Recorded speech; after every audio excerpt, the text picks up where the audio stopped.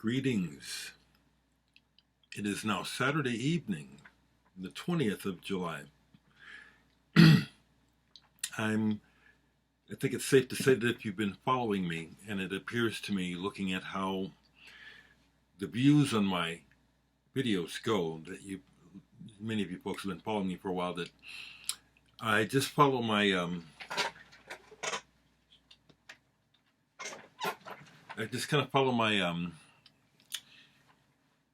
my moods regarding making the videos, and so right now, here's another video, and there have been many times over the years where I'll make a video every day. Sometimes I've made a couple of videos a day. I was listening to some music and in a laid-back mood and thought to myself, let me just try to keep rolling here with sharing about music, because it really is the thing that sustains me. Kind of keeps me young. It does inside. It's a big focus of mine. Besides just kind of caring about things, and I've never been into cars and stuff like that very much, or definitely was never into organized sports. I like to play, like to be physical and be in shape, but music and the world of Western rock, I think that's pretty much how you would define it, has always fascinated me, the history of Western music. So let me show you some things I've been playing, and I've been enjoying the blind pulls as well. So hopefully we'll get to some, okay? But some things I've been playing, and first a couple CDs. I think this is a one-man guy. This is from the 2007 Maps on the Mute label. I forget how I found out about this artist, but I think it was hearing something on here, and I think it was the single, You Don't Know Her Name. And that was the track that I came back to on here. Electronic. I think he's doing kind of an ambient thing now, all instrumental. But this is synth poppy.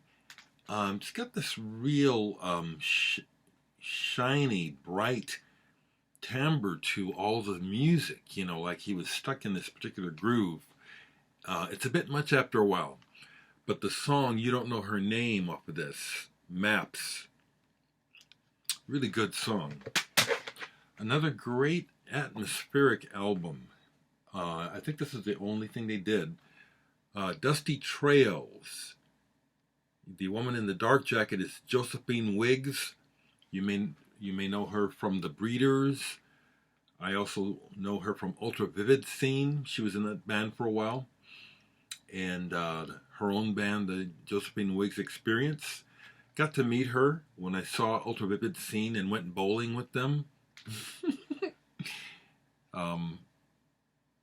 It was a nice time, so as a result I got to chat up Kurt Rowski and Josephine quite a bit as we bowled. I don't remember the scores. This is breezy, laid back. It has it's almost like a bossa nova feel. It's just really like on the beach. The songs are about love, relationships, but the feeling is wistful and just wonderful. I love this. There's a colored vinyl 12-inch, apparently from this remix, which I'd like to find. I don't have it. Dusty Trails. I've played this a few times. So this evening, I had a gig last night with my band Scudder, and here's another thing that I'm going to try to remember to do is to attach onto the end of this video. It's low quality, but one of our fans came to see us last night. Scudder is just an old rock and roll band, but I think I'll attach it so you can see the diversity of the bands that I'm in. You've seen some of the other music I do, and so here's another example of just some straight rock and roll. I'll try to remember to do that, okay, and watch me forget. But tonight I was listening to music, having the night off, I'll go backwards. I just now got done listening to a couple sides of Garden of the Titans, Opeth, live at Red Rocks. I forget who sent this to me, but really like this band. I've missed a few opportunities to see Opeth live. You know, they do multiple editions of all their records in different permutations. Really like the band, and this is a super strong performance. I'm really noticing everything about this is really powerful. The guitarist, not Michael, but the other guy, I have to look his name up, who plays some leads on here. Boy, does he really get it. I love that about music. It's like, you know, you just can't tell me that there's something exclusive about feeling and soul and music. Everything that lives, to me, all humans have the capacity for soul. And so the guitar solos on here are extremely soulful. And then on here they do, I'm bad with titles. I forget them after a while. But they go from one song into another on here that I wasn't expecting, and it's a brilliant segue from Cusp of Eternity into Heir Apparent. You know, the change, the way that they bridge these chords from one, it's like, ooh, that was neat. I had to take the needle back and listen to it again. So, yeah, I'm having an evening cup of coffee, feeling mellow.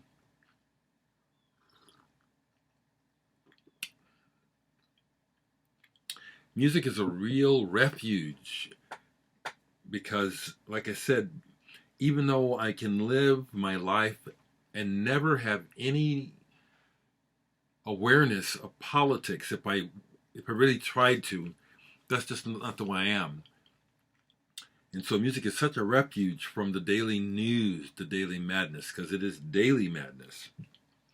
So working backwards from that, the album I played before the Opeth was this band from the UK, the 70s, If. And this is their third album, If 3, or maybe you could say If Cube, because that's how it is on the back, with the small 3, If Cube. Jazz rock band. Members of this band have Rock Trees. They have all these other bands in history. And this is a band where I like the songs. I've always kind of thought that, like on their second album in particular, that the solos, well, actually the first two albums, I like the tracks, and then they go into these solos that go too long. The sax, is it John Mealing, and then Terry Smith on guitar.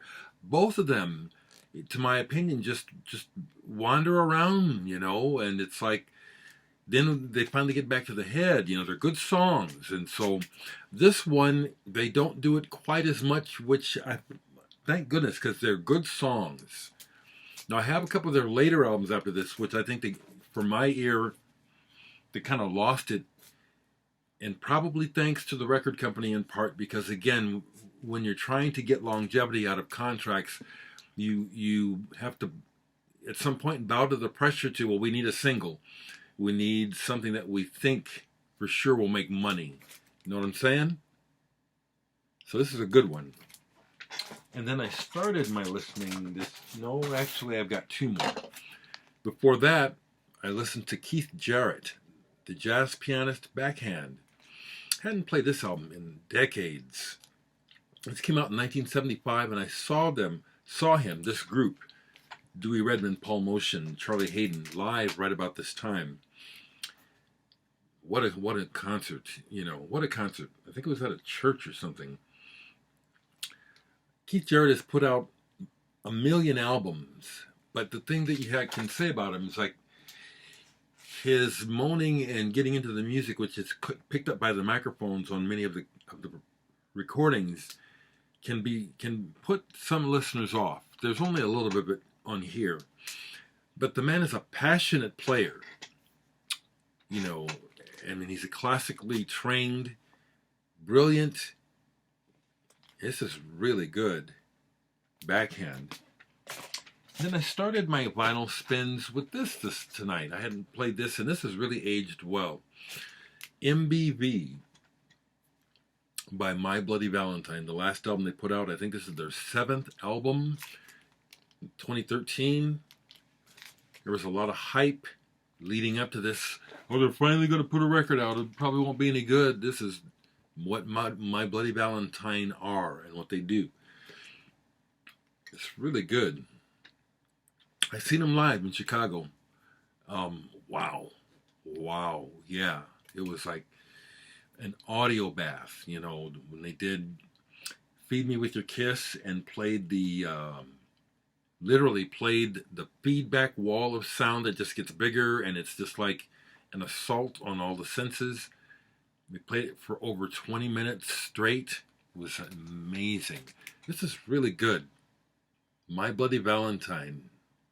Surely you know about My Bloody Valentine, right? Right. So that's what I've been listening to, as well as continuing to read the book Wisdom of the Shamans. Today's chapter, which is on the jungle, really appropriate for, again, things to me are beyond consequential and just circumstance. You know, everything is connected. And so this book was sent to me at the right time, and the refresher and the further understanding of this information and knowledge, the timing is right, and I'm really appreciating it, really absorbing it. So I have these records here I've been pulling from. I have them here, and I have records over here. So let me just pull something over here, okay? Okay, what do we have here? Stone the Crows. Okay, now this is a rare blues rock album in my collection that I got rid of. I had it, got it a long time ago as a cutout, you know, like maybe a couple of years after it was released. Knew and know all about the band and their history. Maggie Bell, Les Harvey, the brother of Alex Harvey, Les Harvey, who was sadly electrocuted on stage at the beginning of one of their concerts back in the days when they didn't have good grounding. I experienced it myself when you would have your instrument and go up to the mic and get shocked to shit. He was killed. Colin Allen on drums here, who ended up playing with, I believe he played with Focus for a while after this. But this album, when I had a chance to get a copy of it back in decent shape, it's really, honestly, mostly because of the cover. I love that cover. The side 2, I Saw America, is them in their own way doing a take on blues prog rock. Because back in the day, everyone associated the mixture of English blues rock with emerging progressive rock.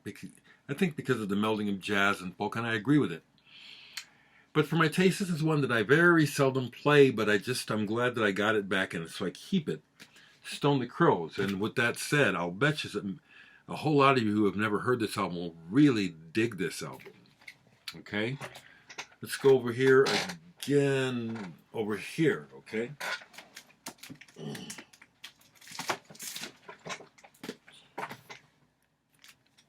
Well, Sun Ra. Never got the opportunity to see Sun Ra when he was... I did not find out until years later that he had done a residency down in Kansas City. Completely missed out on that. I could have gone down. Angels and Demons at Play. I don't have a whole lot of Sun Ra, but boy do I recognize his importance and his vision. Very important to the development of many forms of Western music, not just jazz. I hear a lot of Sun Ra in The Residents. A lot. I hear a lot of, especially in the early days of The Residents. I hear, well, man, yeah, they were copping some of that stuff from Sun Ra. Okay, so Angels and Demons at Play. This is a reissue. You know, he put out hundreds of albums, you know, a lot of them with hand-drawn covers. I don't have any of those. I have some early editions on ESP of some of his albums, okay? Sun Ra. Now I'm going to go down to the second row here, okay? Let's see what we have here. Oh, yeah. Yeah, I don't have junk in my collection. I have some stuff I haven't played in a while, but you know, yeah, over the years, it's like I've gotten rid of stuff. You know, I'm really happy with what's in here. This Asmus Tietchens. Do you know this name? Asmus Tietchens. Lisha. On the Sky label. That brought us some really good stuff in the 80s. Cluster and Eno and Rodelius and good stuff like that. Asmus Tietchens is a well-respected sound artist who works with not just electronics, but with things that he puts together. Quite the artist. This is on the pop side, because a lot of the stuff is very open-ended, music concrete.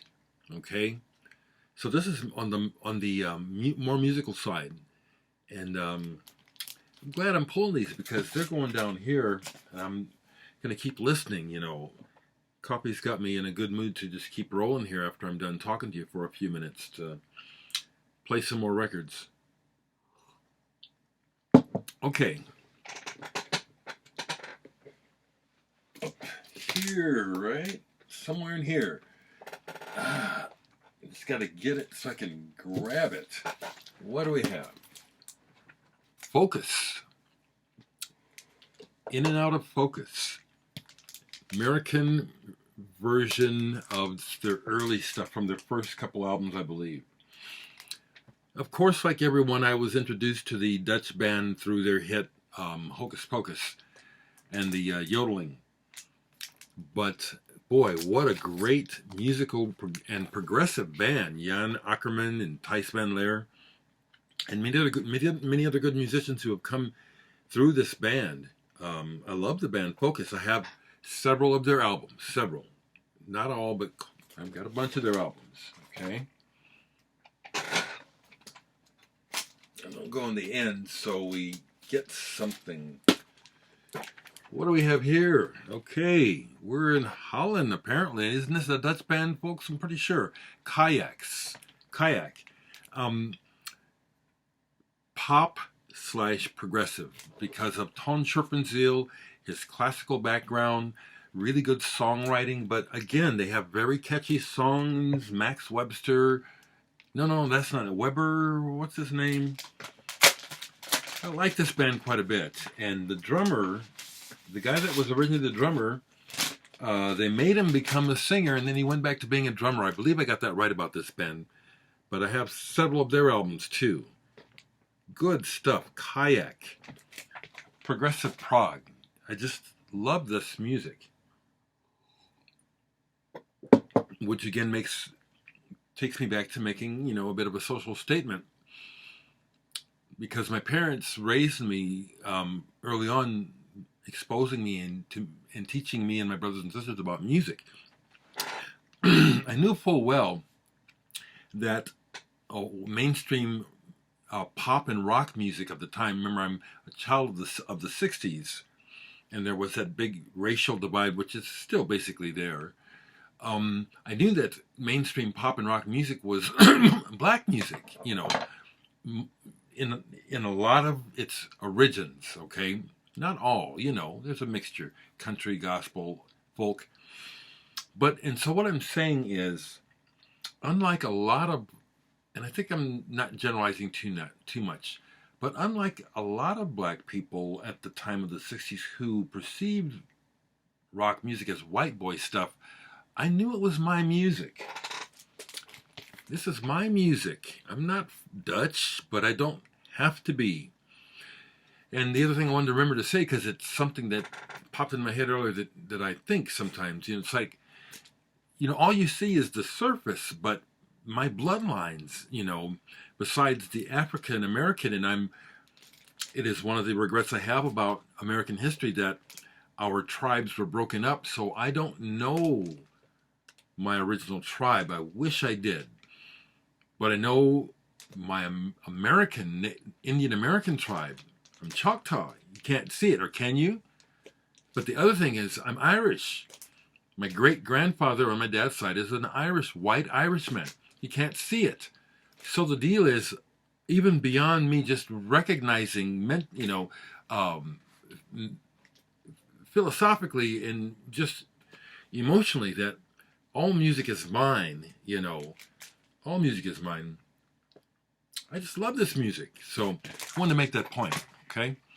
Because it's the evening and I'm going to upload this during the evening hours, I'm going to go a little bit longer because I won't mind the upload time.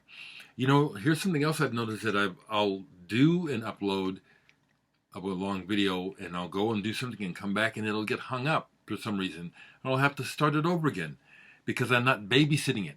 Has anyone else ever had that experience with computers where it's like, for some reason they act different when you're not sitting in front of them and you're expecting them to keep working? Anyway, who knows? It's not just me. That's why I asked. Okay. Over here again. Over here, back here. And then we'll go up. Okay, there's two that are sticking together, so we'll get them both. Egberto Gismonti, Brazilian. I love Brazilian music and wish I had more. I do have Brazilian music. Dança das Cabicas. My friend Renee, hello. All you friends that are with me, and I don't be shouting out, much love to y'all, but Renee, I know you're from Brazil. Got to see Egberto and meet him, and Nana Vasconcelos back in the day. If you know this music, there's nothing, it's just fantastic, and even better than that, this earlier album of his, I think it's a Brazilian-only release, No Caipira, Egberto Gismonti. As much as this is Brazilian music and jazz, it's progressive rock and psychedelic. Fantastic album. No Caipira, Egberto Gismonti. Thought I was getting some cycling hum. I was trying to see if I could see the year of this fantastic album. I said I'd go up. Okay, I looked, so I got an unlook and go up. I'm grabbing, oh shit. Oh man. And I got caught on camera. Okay, so what we have here are some Julian Cope 12 inches. Here's one that the cover is water damaged, but Julian Cope versus Trouble Funk. World Shut Your Mouth. Yeah, I love Julian Cope and Teardrop Explodes. I do. I've got a few. Eve's Volcano. I love this album. Covered in Sin. I have not seen Julian Cope live. I wish. Space Hopper. St. Julian. What an album. And then this one. I'm taking them out of the plastic so you can see them better. World Shut Your Mouth again. This is what happened to pull. I've got a bunch of Julian Cope. And Teardrop Explodes.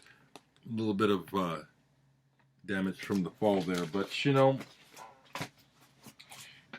again, I use information and knowledge to not be silly, and be foolishly attached. I take care of my records, but, it's foolish to be attached to these things. I mean, I enjoy them, but it's like, especially if, notice how I can, not notice, I'll just keep going, okay? Because, yeah, you see who I am.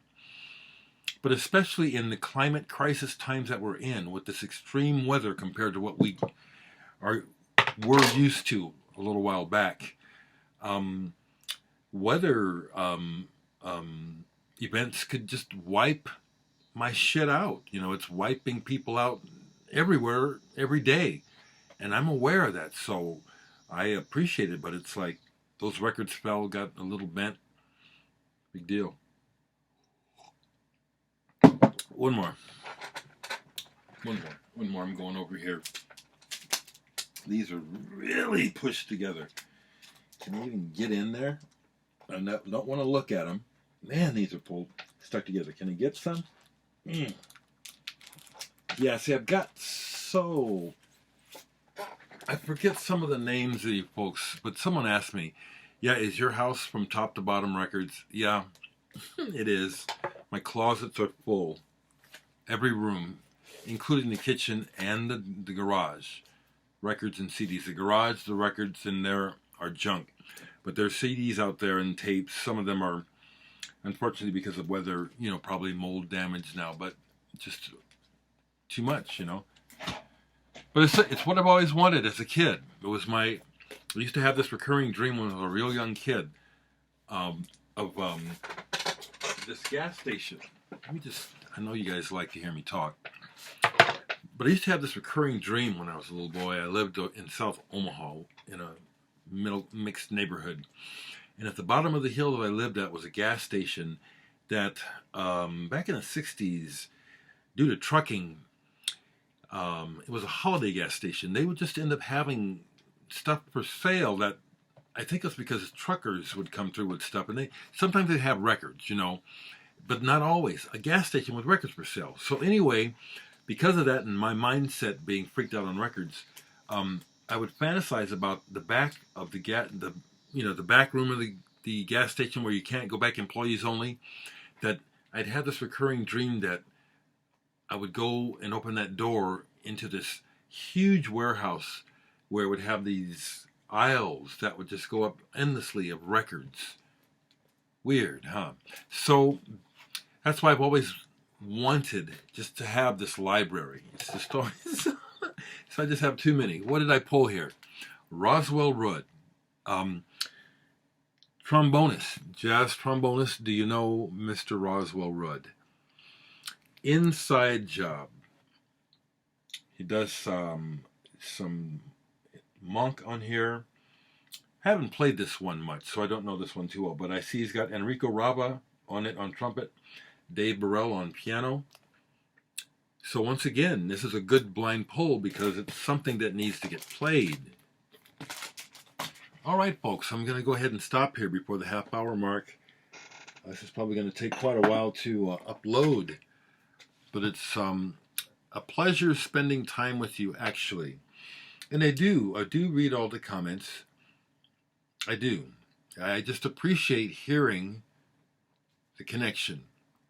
And I see that some of you folks like Jen, who've been here for a year with me forever, and Mr. Hall of Fame member now, then I see your comments. And some other folks who, again, as soon as I try to do a shout out, my mind goes down. Take care. All right. Here we go.